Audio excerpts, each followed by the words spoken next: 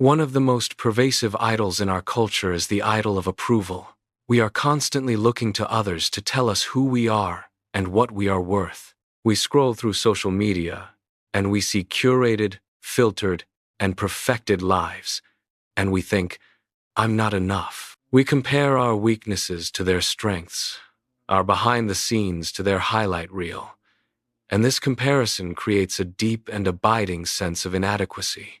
It's a form of spiritual idolatry, where we are looking to others for the validation that can only come from God. In the next few minutes, we are going to look at how the gospel dismantles this idol of comparison.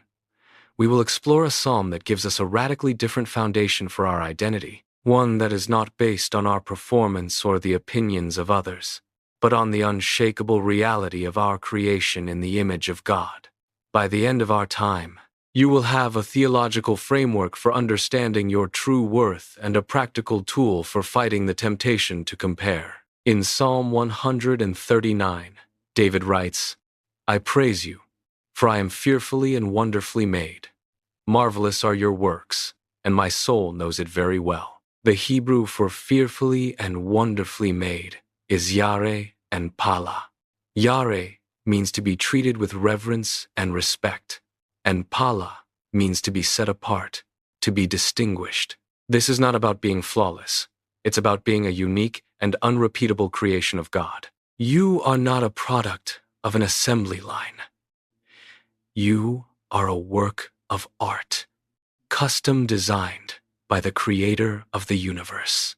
How do we apply this?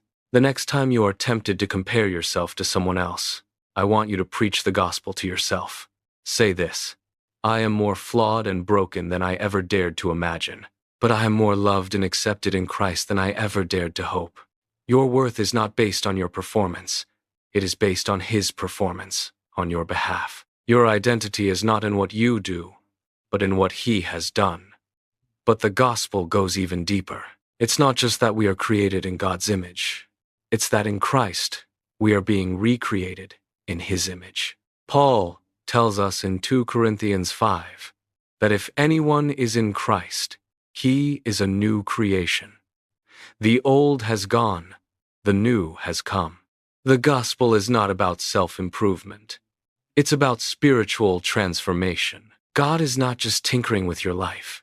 He is making you into a completely new person. This gives us a second tool. When you are struggling with feelings of inadequacy, I want you to find a quiet place and meditate on the reality of your new identity in Christ. Read a passage like Ephesians 2 or Colossians 3.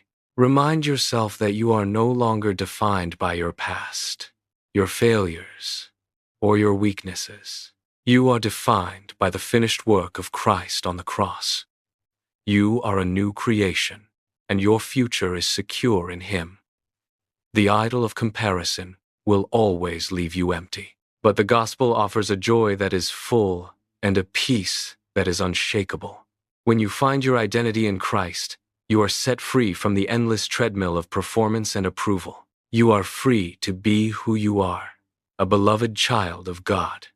And you are free to love and serve others, not to get their approval, but out of the overflow of the love that you have received.